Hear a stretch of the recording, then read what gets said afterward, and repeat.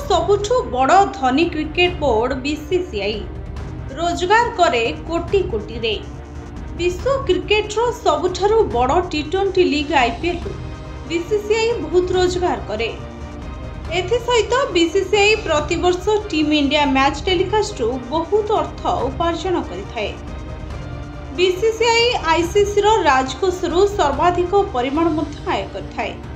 एहार अर्थ केवल टंका एवं केवल टंका, किंतु भारतीय बोर्डर यह आयर एक अंश छड़ाई नि जाइपारे।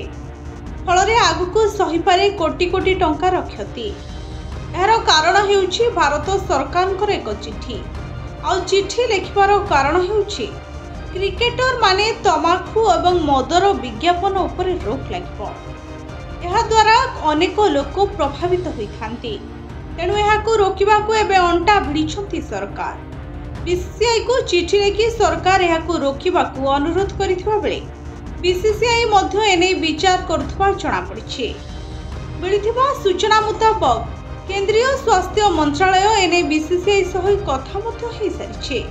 Bureau report Bhanjauta news.